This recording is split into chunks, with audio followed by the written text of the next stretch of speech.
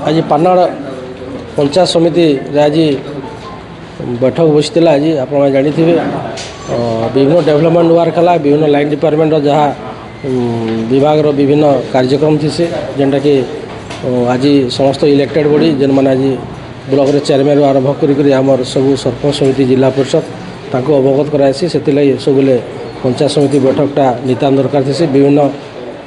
Funds जेनटा आगामी दिन development होगा ब्लॉक भितर 30 गोटी पंचायत जेहेतु पाटनाड़ ब्लॉक अच्छे से विषय में आलोचना करासी से आज से पंचायत समिति बैठकटा होता इतने विभिन्न डेवलपमेंट वार विभिन्न विभाग विभिन्न समस्या कहूँ कि जहाँ भी किसी असुविधा थी जेनटा कि आमर इलेक्टेड बॉडी से जिला परिषद कहूँ सरपंच समिति कहूँ से प्रस्तावित विभिन्न सजेसन दिजासी से आज पानाड़ ब्लॉक रे परिलिखित है और बहुत सुंदर भाव में आज आलोचना है विभिन्न डेवलपमेंट काम विभिन्न आगामी दिन कार्यपंथा।